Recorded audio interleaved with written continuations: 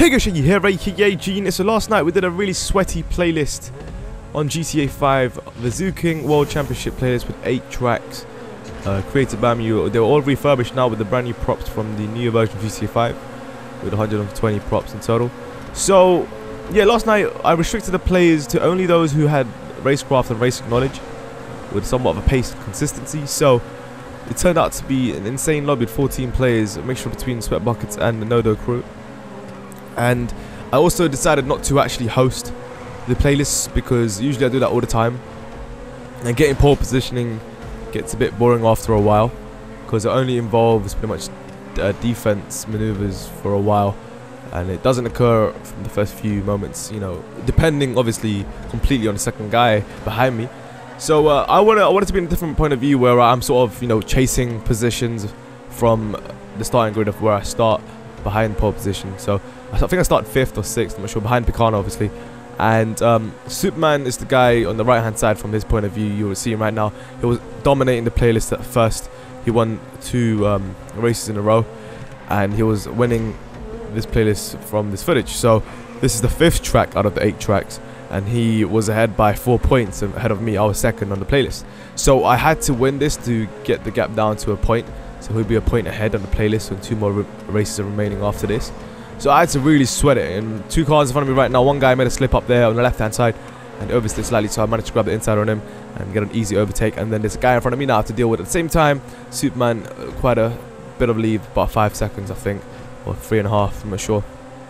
And yeah, there's basically a lot of these tracks, you know, I made videos about ages ago on the PS3 version. I've made a few adjustments to them to suit 30-man racing, basically, with certain routes that have changed that may be too much of a hassle to have multiple cars going through. So I made nice wide open roads and quite technical at the same time. So this is a Giraffe Grand Prix. You see the routes being slightly changed near the end, and this is a very difficult part of the track near the end where you have to optimize throttle control to the max to really carry a lot of speed through that line there. Sort of a, you know, right after the right hander is quite bumpy to even enter that in the first place, and then you literally just carry a lot of speed through the bumpy section, and you can oversteer there if you fuck up. So basically, here's the thing, you know, a lot of people want to improve racing, right? A lot of people want to get into GTA racing. I can see that from the comments, and people asking, how do you improve, right? First things I would always suggest, and this is one thing I've done personally, right, even before getting involved in racecraft and learning how to overtake and defending.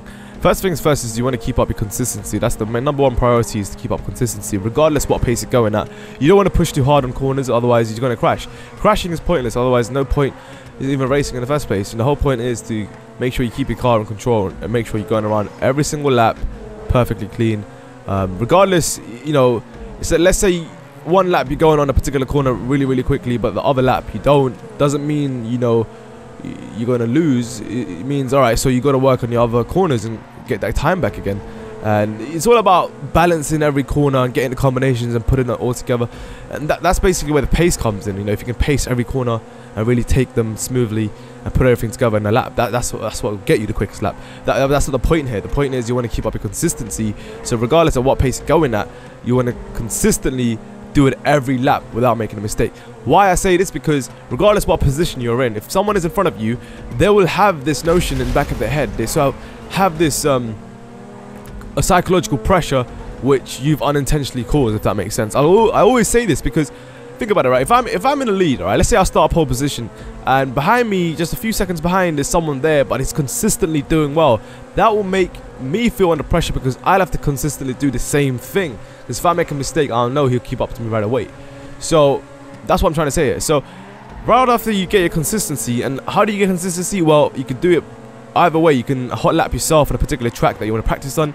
Just go by yourself and literally just practice a ton of laps and get, you know, keep improving after each lap. You know, we're working a few seconds after seconds.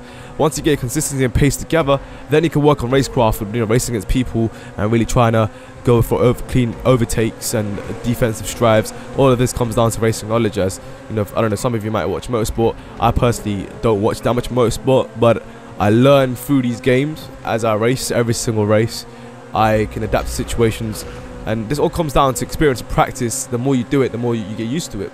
And all it comes down to confidence as well. If you can be ballsy and take a particular line and control your car without oversteering. I see a lot of people with these POVs now. It's awesome. I can see people's perspectives and really see how they actually take a drive through a corner with their car. And a lot of people still haven't mastered the throttle control with the Turismo properly. The throttle control is where the key is to keep up with someone or really attack and really push yourself around the corner. To really keep your car in control, you know, you have to prevent it from oversteering, but carry that optimal speed around the corners, right? So it's taken me about nearly 4 minutes to catch up to Superman. This guy was consistently doing well yesterday on that playlist, insane. And what I love about the crew now is that a lot of guys are now really consistent, and they're going consistently quick. And these guys have developed this racecraft that, you know, it has taken some time. You know, people learn, you know, some people learn quicker than others, but now we've got to a stage where everybody's good as each other. You know, now it just comes down to pressure and dealing with that, and that sort of you know, consistency needs to be there as well, because one fuck up can completely ruin the entire race. But it is possible to, you know, recover, but you have to push so hard. So random explosions there with someone that gave up from that playlist. I don't know why he was doing that, but that was really distracting. But regardless, this particular right-hander here, you know, is about optimizing it. You can really push it, really go as wide as you can on the exit. And here's the concept that I will always give you guys, right? If you want to apply pressure, right, and you want to go for an overtake, and there's a particular gap that you want to close up, to close that gap, the way to do it is that when you see a car in front of you and you see how they approach a corner, right, so they obviously go wide and then into the apex and exit out again, right? So what you want to do is you want to go wider and then hit the apex and go wider on the exit, so you carry that speed, and you're going to be carrying slightly more of speed than the guy in front of you. You know, this could be milliseconds, but the point is, every corner you're actually slowly creeping up. So it's very difficult when you're at the front with no one in front of you to sort of, you know, get that perfect line. I guess if you want to see consistently through every single corner, you know, you have to sort of pay attention to a lot of other things, of making sure you are going consistently, but at the same time paying attention to the guy behind you, because you don't know if he's keeping up or not, but you've got that pressure in the back of your mind and you want to really concentrate. I personally feel it's easier to attack someone from behind than being consistently quick up front.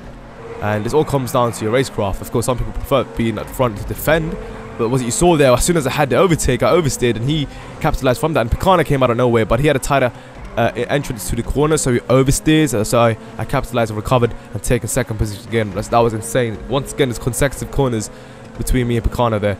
Unfortunately, we didn't get a third POV. But from this point, I think me and Superman pretty much peeled off from Picano after Picano, I think, sort of choked at that bit and hit a tree or something. You know, that's unfortunate, because he did get a pretty insane lap time on this, and I guess he was fighting for the positions. Me and Superman, right, when we looked at the lap times at the end, you know, obviously we're not focusing, we're not paying attention to lap times right now. We're actually trying to, you know, battle each other and to keep the positions that we have at the moment. When we looked at the lap time, we were about nearly 2 seconds off Picano's time at the end. So that's how much of a, you know, pressure that we both had throughout this battle. You know, we weren't paying attention to lap times. We were pretty much paying attention to each other's lines and cars, and that's the difference from actual racing and hot lapping. Hot lapping is where you want to consistently go quick, but mistakes will be made. But this is all about pressure and applying pressure and consistently going quick. So I believe we're approaching, I think this is the second to last lap. Yeah, I think so. So this massive straight here, really have to optimize the line you take. There's certain parts of the road, there's massive bumps, and your car can get a bit of air time, and if you get that, you will lose slightly over speed. So if you get the right line, you can't keep your car smooth, flat out on the road. One thing you notice here, Superman decided to take the outside line this time and cuts in. But what I did when I actually approached that corner, I used on my throttle slightly and wait for the right time to straighten up and floor it. But he actually protected that line really well this time. Before, I did take him easily on the outside, but this, once again, I was creeping on the inside, managed to grab it just about. That was really scary, because there's a little bump there. If I get the line wrong, I would have completely swiped this car. Oh wait a minute, this is the last lap. No, it's not the last lap, my bad. So we're approaching the last lap now, and you see that when I exited the corner, I was going really wide because of the tighter angle that I entered from the apex. So think about it this way, if you visualize it, right? So if you've got a corner and you approach it with a tighter angle, you're always going to exit wider than usual. Now if you were to approach a corner and enter it from a wider angle, you're always going to scale that, and you're going to have an easier and a comfort exit from a corner without going too wide. So you got to think about it, you got to visualize the angles as well when you think about it that way. it's really hard to explain through words. It's very easy to illustrate through diagrams. So that's another thing I'm thinking of doing. But anyway, there's a lot of, every corner depends. It's all situational. Well, I made myself vulnerable here because what I did, obviously the concept of going wide and in is going to be helpful for me to exit out quicker. But then I'm vulnerable because he exploits the gap that he saw, that he was able to nosedive in and take that legitimate overtake. So I wasn't prepared for that. I thought I had enough speed to cover that. So clearly I made a stupid mistake there, and that was not the appropriate defensive maneuver. I went for a straight attacking maneuver there, which, you know, I wasn't thinking at the time. So I'll give him back the position to him. Yeah, remember guys, this is the last lap, I believe. Yeah, this is the last lap. So this is where I had to make a recovery, okay? So this is insane stuff right here. This is why I love this battle, because it was just back and forth. It wasn't just one overtake and that's it. It was multiple overtakes going back and forth between me and Superman.